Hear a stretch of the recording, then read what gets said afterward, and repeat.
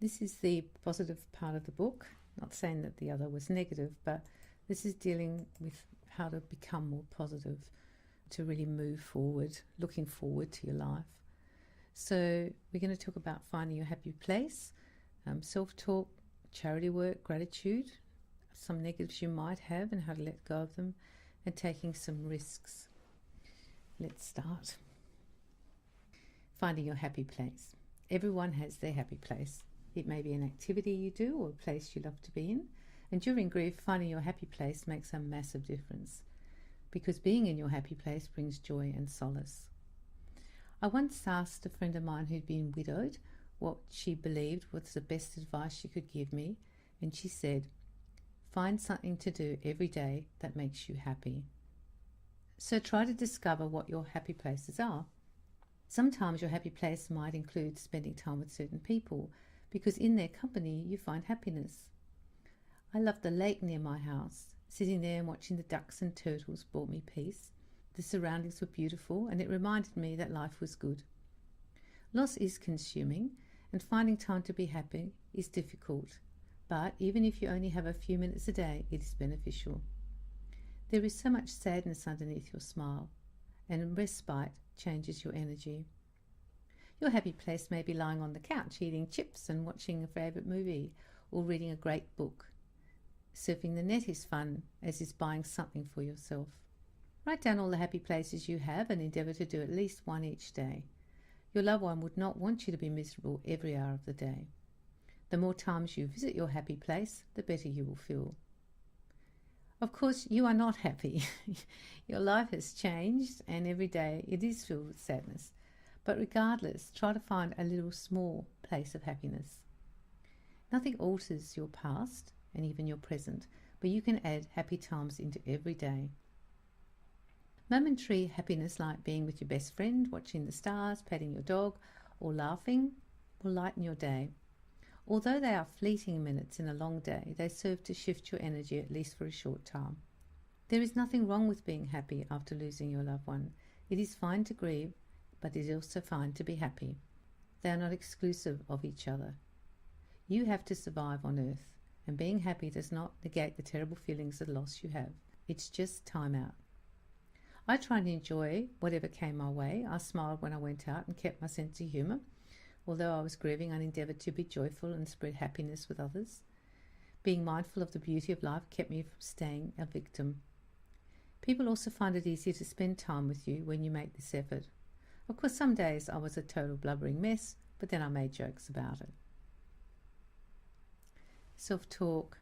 Like affirmations, positive self-talk helps to free you from your negativity.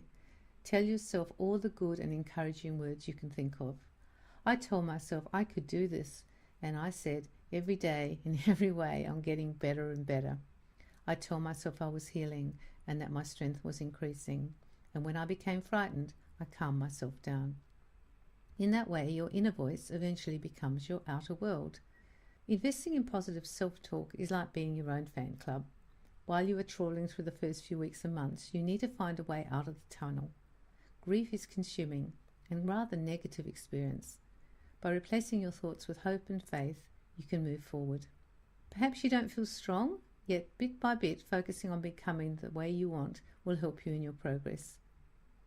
Every positive thought makes you stronger, and every negative one will weaken you.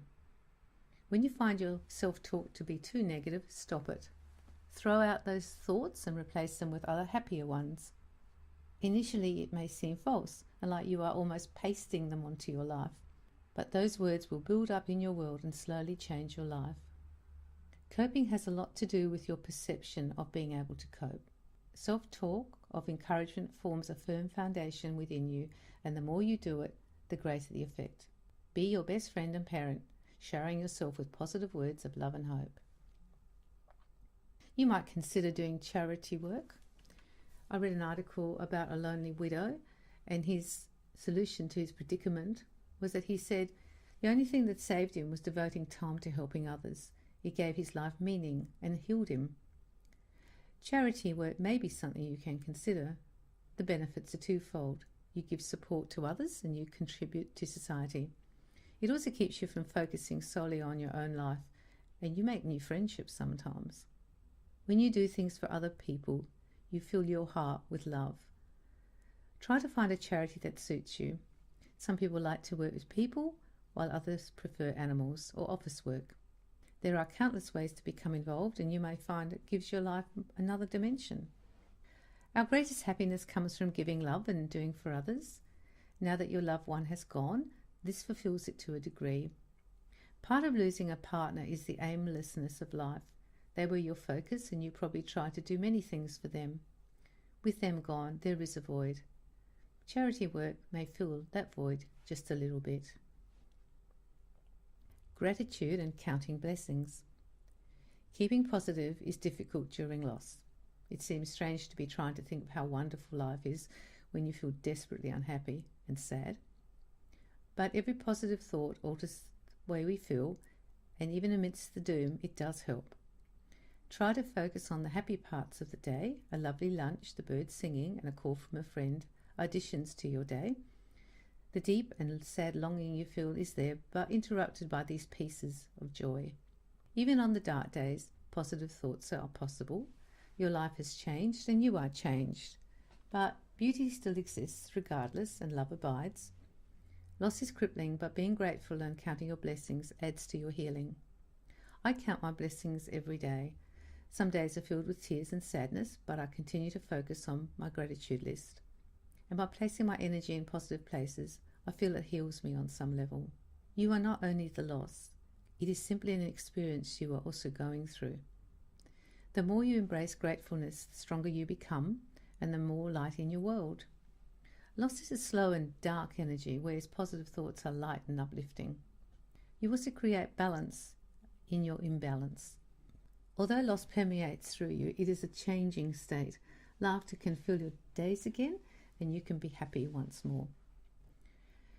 When you begin this process, it feels somewhat false. Even though you're grateful, it does not feel so. Your world is painful and depressing. But try to allocate time every day to being grateful. I made a visualization board in my bedroom and wrote down all the things that I was grateful for. The heart is deeply affected by loss and grief. The lungs are as well. And the counter energy is joy and love. So try to be happy and joyful and grateful, even for a few minutes every day. You will have lingering negatives. Regret haunts all of us, as I said before. What if you had sent them to the doctor earlier? Why didn't you spot it? Maybe you should have done this or that. These recurring thoughts are normal. I track back time and time again. I wish that it had ended differently. I made sure I did everything possible to ensure there were no regrets, however there were. Letting go of negative self-talk is necessary to move on.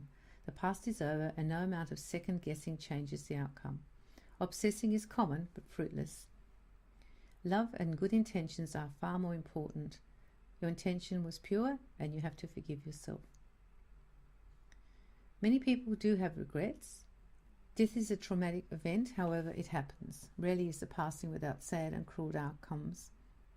We need to forgive ourselves and others, because this is the only solution, and try not to be negative. Let the thoughts go and move on. Taking risks. Stepping out is a risk. Maybe you will cry, maybe you will do a runner. However, every risk, no matter how small, moves you ahead. The first times are always going to be hard and the tears may flow, but you can be proud of yourself for stepping out. A risk is growth, especially in this area. Meet new people, join a group, venture out with friends, and when you survive, do it again. Every risk is worth taking if it makes you feel that your life is better. If not, you learned an important lesson. A good strategy is to have an escape or fallback plan. Then you take the risk while providing a safety net. For example, you go to the new venture with people you'd never met, and your escape plan is that if you get uncomfortable, you'll leave. Practical issues involve not driving there with someone and therefore having the freedom to leave whenever you want to. Life is a risk, and you are free to embrace new risks or not. Grief changes you, but it also opens doors, so make sure you take a risk and walk through those doors. Who knows what wonderful things might happen for you.